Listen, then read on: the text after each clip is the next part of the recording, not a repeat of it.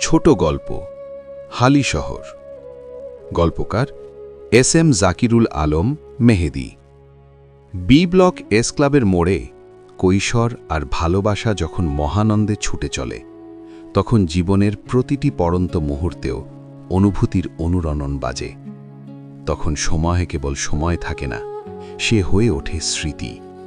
আর সেই স্মৃতির সবচেয়ে উজ্জ্বল, সবচেয়ে মায়াবী ঠিকানা ছিল হালি শহরের বি ব্লকের এস ক্লাব মোড়। আমাদের কাছে এস ক্লাব মোড় মানে ছিল ঠিক ঢাকা বিশ্ববিদ্যালয়ের টিএসসি। কেউ বুঝত না, কিন্তু আমরা জানতাম এটা শুধু একটা মোড় নয়, এটা আমাদের স্বপ্নের সংসদ, আমাদের যৌবনের চায়ের দোকান, আমাদের নিঃশব্দ প্রেমের সাক্ষী। বিকেলের রোদ হেলে পড়লেই এখানে ভিড় জমত। কারো হাতে চা, কারো হাতে সিগারেট, কারো চোখে আবার অদ্ভুত এক স্বপ্ন যার কোনো নাম নেই। কথা শুরু হতো পড়াশুনো দিয়ে, শেষ হতো পৃথিবী বদলে দেওয়ার পরিকল্পনায়।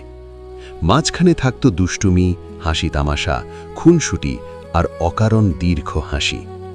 কেউ প্রেমে পড়েছিল এখানে, কেউ প্রথমবার বুকের ভেতর কষ্টের ভার অনুভব করেছিল, কেউ বন্ধুর কাঁধে হাত রেখে বলেছিল, দোস্ত, জীবনটা অনেক বড়, আমরা পারব। এস ক্লাব মোড় জানে কে কাকে ভালোবেসেছিল কিন্তু বলতে পারেনি, কে কার জন্য রাত জেগে কবিতা লিখেছিল, কে আবার হেসে হেসে ভেতরে ভেতরে ভেঙে পড়েছিল।